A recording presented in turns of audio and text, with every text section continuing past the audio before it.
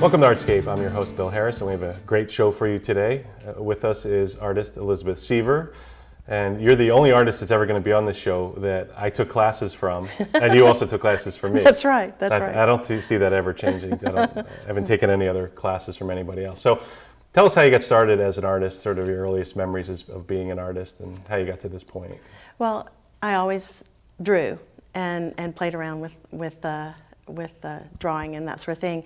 But the first thing I really remember being excited about drawing was that in the third grade, I won a little prize. It was $1 for a Halloween picture contest that my third grade teacher entered me in, and unbeknownst to me. So that was pretty cool. You know what we say is when you win an award, then you're a professional artist. So you've been a professional artist since third grade, right? I know, third grade.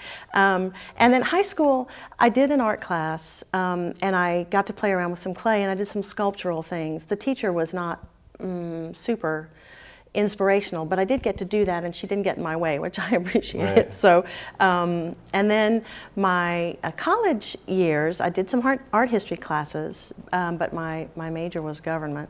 And then I took a studio class my senior year, and the teacher was Dwight Pogue, and he was new to Smith. And this is in Texas? No, this is in Massachusetts. Oh, okay. In Northampton, Massachusetts. But I left Texas to go to college, and it was a big adventure for me. But I didn't take any studio classes till my senior year. But the one I took was a really good one. He was, I could tell from the beginning to the end of the class how much my ability to see things clearly as an artist, with the shading, with the all the nuances of creating a three-dimensional form. And that's sort of important too, because I think most people don't realize that a big part of art is seeing. Is the visual part of it. It is, and talent, of course, is important, but hard work and training your eye along with your hand in using the materials, to me, that's really more important. So at this point, you were taking government courses, all of a sudden the light went on. It really did, and as a matter of fact, I took art pass-fail, but I spent so much more time on the art, I almost failed my, my senior thesis or whatever, to spend all the time I did on art. I should not have taken it pass-fail. I would have had an A. But Mr. Pogue was really, the thing he said to me that really kind of made me think that possibly art would be bigger in my future than I had thought previously was that he looked at a drawing I had done. We were doing figure drawing, and it was the third session, third three-hour session with live drawing.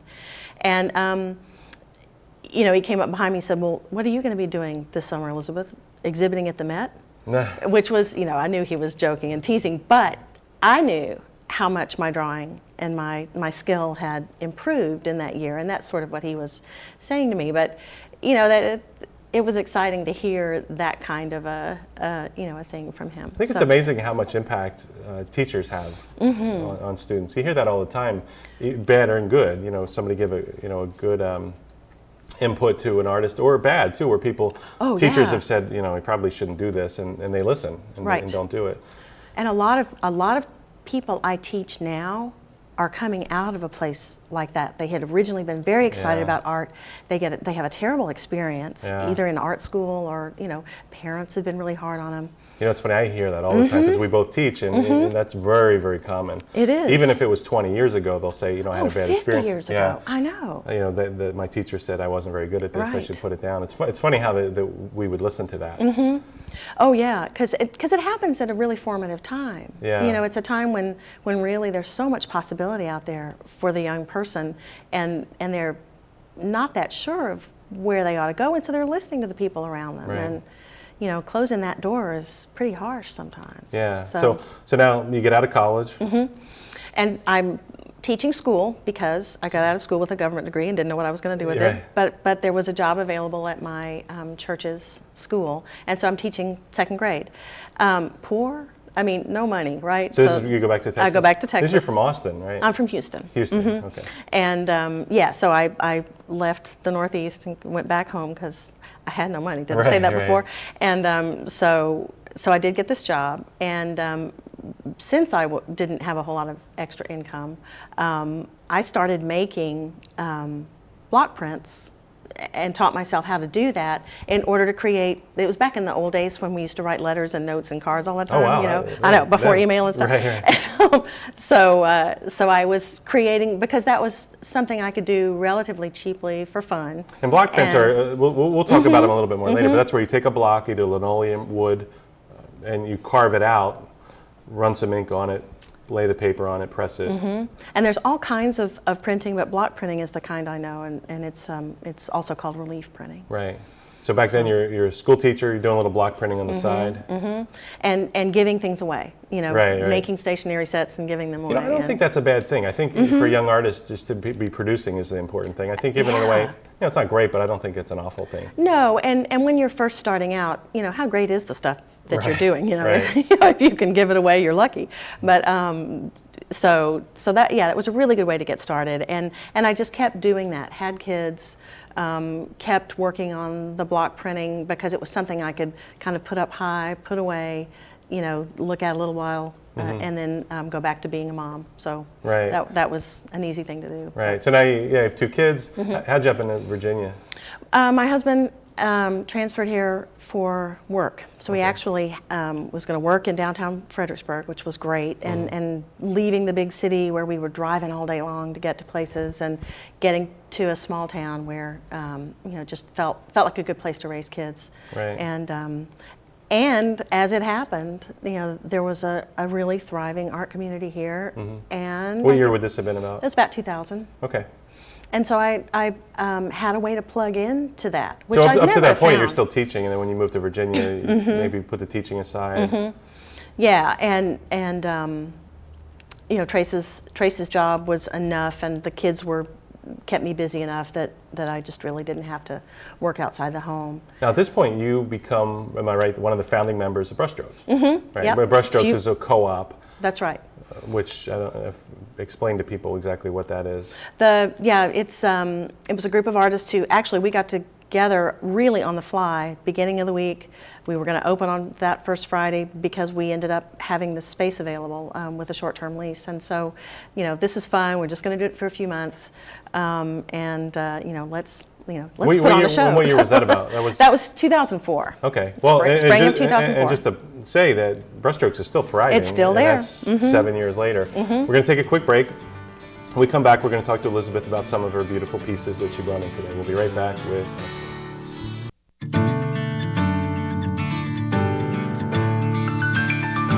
Welcome back to Artscape, and we're here with Elizabeth Seaver. Now, when we finished last set, you just started Brushstrokes, which is still running in 2004.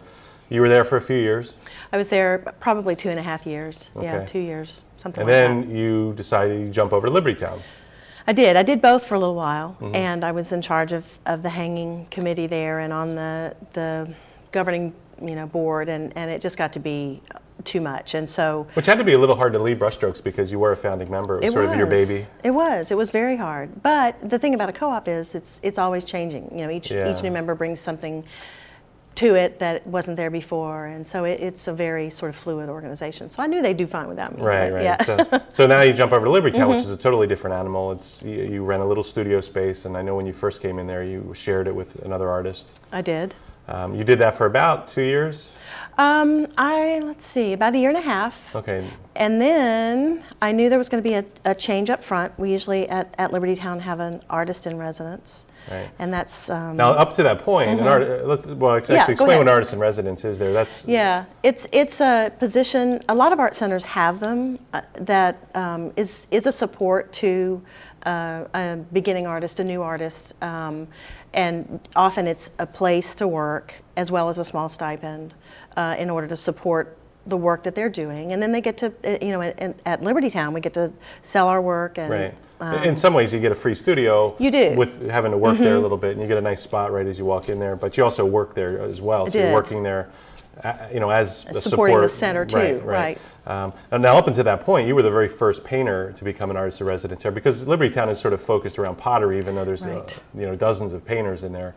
All the previous artists in residence were potters. You come in as a painter and take over. And it was just sort of interesting. I know when you started doing that, your art totally changed too. It did. Yeah. It did.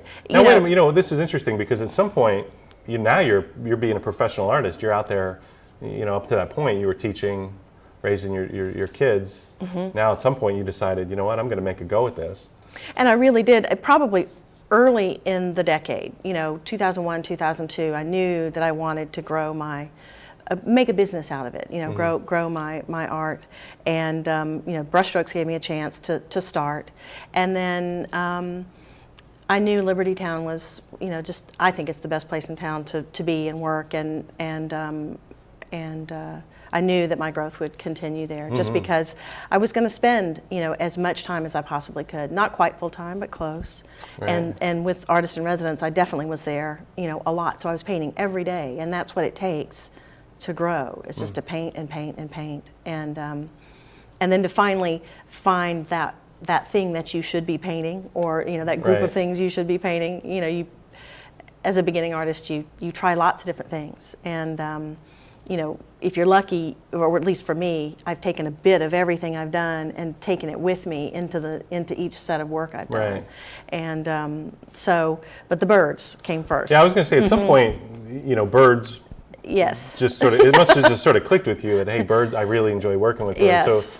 So, because I guess right up at about the time you became an artist in residence, that's when you seemed to be doing a lot of the birds and images like we're accustomed to seeing you do. What was it about birds that just...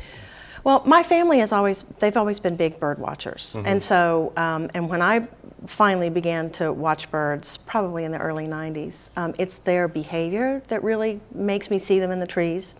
And so it's that sort of watching how they behave, you know, in the wild. And then I just... You mean like riding bicycles? Yes, exactly. Yeah. So that's sort of what I sort of then began to put human characteristics on them a little bit. And so that was the fun for me. And you know, it was a real act of courage for me to, you know, to show work like this, because it is playful and whimsical, and it's not hyper realistic, and, you know, it's got a lot of color, and so it's a lot of fantasy. And to find that, find my voice there, and to find that it was work that people responded to, then that just, you know, fuels the energy, you know, for creative. Now, up until this point, you've tried a lot of different mediums, right? You've tried acrylics, oils, you've done block printing, watercolor, right? Oh, yeah, I've done now for photography. The majority of what you do now is acrylic, right? Why did you decide on acrylic, and what was it about acrylic that made you say, this is the one for me? Well, I always say about acrylic that it's the best thing about it is that it dries so fast, and the worst thing about it is that it dries so fast. But I do like to work fast, and I do like layers. So, you know, putting a layer down, having it dry quickly, being able to work right on top of it, I love that. And I think that's the thing that most people, when you see your work, and people that are accustomed to your work, see is the layers. There's a lot of layers, and like for example with this, if behind the bird, if we look behind it, you could see scraps of paper, you see a guitar. Is that how you start? You just lay down? Yes, it's sort of my underpainting. It reminds me a little bit of your, you know, the way you begin to teach oil painting, where people put down big splotches of brilliant color, and then it shows through beneath. And my underpainting is often paper. And then I can make the paint more or less opaque depending on what I want to show through. Like if you like what it sees, have it show through there. I think you're one of the few artists, I know my art isn't like this, that it looks better close up. You know, mine looks better much farther away. But so now when you're putting down these pieces, scraps of paper, you really have no idea how it's going to look. No.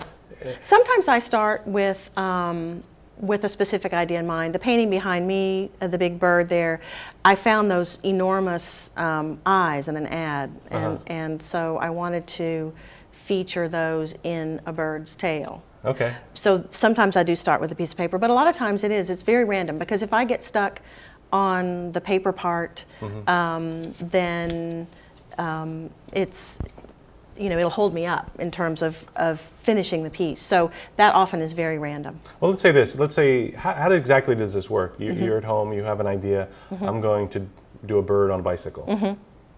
Then you start laying down the paper, or do you just lay down paper first, and then often the idea comes to you? I will start by just having a lot of canvas ready to go. Okay. And then when I have the idea, you know, the proportion of the canvas, its size, the colors on it may determine, you know, what image goes on there. But I did see, I looked through a lot of ads, and I did see that bicycle, hanging on somebody's wall in this, magazine layout. And so I thought, That's great. So now we're going to go for a quick break, but Okay. I think if people are familiar with your work, it's because there's a painting. One of your big paintings is down on Caroline it's Street. like this one. Right, just like that one. And we'll talk about that in the next set a little bit, but we'll be right back with Elizabeth Seaver on Artscape.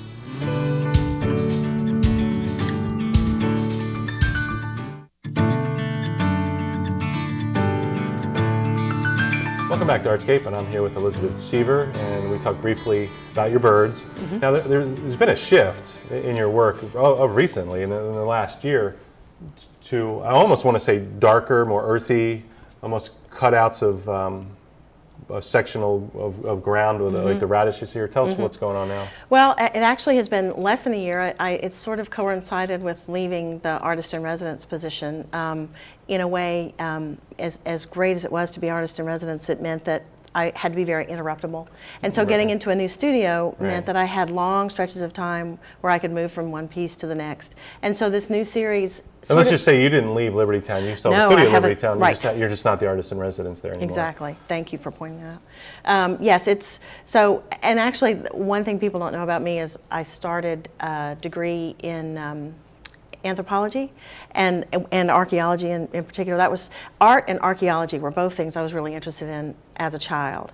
And so in a way, this goes back to thinking about what's underneath the ground we're walking on. And so, and I got to use the sort of mixed media approach, which I really like. I woke up one morning too thinking about silhouettes. So all these things kind of came together at one time, and I began to sort of think about limiting my palette instead of doing a really colorful thing. The pieces on the outside there kind of show a more limited palette, but then the color crept back in, and I began to do. You couldn't keep it away. I couldn't keep it away. But if one thing you've also done is that when you started limiting the palette, you also sharper contrast. Yes, your lights and darks. Exactly, which was really fun to play with because it's one thing to do it in color and quite another. You can really get a little bit more of a stark look when you limit the palette and start with kind of a dark underpainting instead of a lot of color. I also did some black and white photography in my career, and so that also, that contrast has always been really important. And one thing you started with early as an artist was block printing, and you've actually always incorporated that into your artwork. Is this some block printing? There is some in the one there, the middle one next to the radishes, and the one up in the corner. Yes. Yeah, and you're one of the only artists I think I've ever seen do that. Where you actually use that as a patterning effect in your paintings, right? Yes, and I've even started paintings with rather than paper or a single color with a layer of block prints, and then created the image on top. So I love playing with media, with mixing all the various things that I know together. Yeah. So now the color's starting to creep back in. It is. Do you know where this is going, or? I don't. Right. I don't, and I know that I'm probably going back to the birds as well. I'm not done with the birds yet either, but I do enjoy sort of following a path where I don't know the end point. Yeah, I think that's exciting. Yeah, it absolutely, is. Yeah. It is. So now something exciting is happening soon, right? Tell us about the hospital. In 2 days, Martha Jefferson Hospital is going to open. 2 days today is August 1st. August 1st, that's right. So August 3rd, they will be opening their art collection, and some of my work was purchased for their permanent collection. That's great. In Charlottesville at Martha Jefferson Hospital. So we're going to go down for the opening. A friend of mine and I who she also had work purchased, and so that's very exciting. It's nice to have my art appreciated. You know, other places. I mean, you could see your art everywhere, but certainly the birds you could see in where the kids are. I mean, they're sort of whimsical. I know kids are really attracted to your work. And any idea where that's going to be in the building? Yes, as a matter of fact, I know one at least is going to be in the children's ward. That's great. Yeah, so it was a duck in rain boots. Duck in rain, yeah. That's right. Anyway, so. It's kind of nice to know that, kids are going to be in there. Oh, it makes me really happy. Yeah. I love children, love teaching, and so. And that's a big part of what you do. You teach, and I've taken classes from you, but you teach adults, but a big part of what you teach is children. Yes, yes. I love sort of getting hold of somebody who's got fun, fresh ideas, hasn't heard yet that you can't do that, and helping them find. I wonder if you're trying to recreate what happened to you in college, where the guy was such a good influence on you, and we want to do that too. Yeah, I would say there's no substitute for that kind of a feeling where someone really gets what you're trying to do and encourages you to do it. So. Now I teach mostly adults, but what's the difference between teaching a young kid as opposed to an adult? Go easy on me. I was a pretty good student. You were fabulous. Right. Yeah, no, the adults I think are more wary, of getting involved in the whole creative process. They would much rather, work from a photograph or try to create something perfectly. And there are kids who do that same thing. It doesn't look like a whatever. And I said, okay, well, look around on my walls. Is that a bird you've ever seen? Think about how you can make it your own. And as a matter of fact, if somebody really is a realist, a painter who should paint exactly what they see, then I usually send them to you or somebody else because I'm much more about encouraging somebody's imagination and that sort of thing. Yeah. And there are so many different kinds of painters and so many different kinds of art that there's room for us all to have plenty of students. So, and I think that's very true. Like with adults, we're always trying to have them become more kid-like, more free and looser, and be more imaginative. And I guess kids are just naturally that way. So that would certainly explain why kids are. I could see why you teaching kids makes a lot of sense because you are so whimsical and I like them. Yeah, right. They're fun they people. Listen better. Yeah, they probably do. I think you're right about that. So now you still are at Liberty Town. You also have a home studio. I do have a home studio, which I only work in if it's snowing outside. I pretty much work at Liberty Town most of the time. Yeah. But I do have a website, www.byelizabeth.com. Do you find yourself painting every day? I do, almost. Yeah.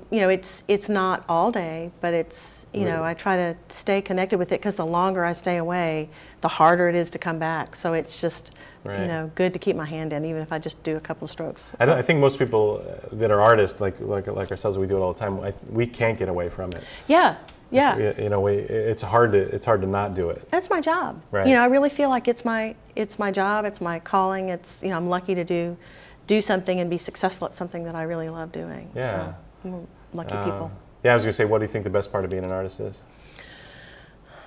Well, I think it's I love to get dirty. I love to get into the creative process to the point where time goes away. Right. And I look up, hours later and something's on the canvas I didn't even plan for it to be there. So I love that. The creative process. Yeah. So people can reach you at Liberty Town, right? Or your website. You want to give us your website one more time? Yes, www.byelizabeth.com. Byelizabeth.com. And elizabeth@byelizabeth.com is my email. Well, great. Yeah. Well, thanks for being here today. Thank you. Yeah, and thank you for joining us today. If you have any questions or comments or suggestions, I can be reached at billharrisart@comcast.net. And until next time, this has been Artscape.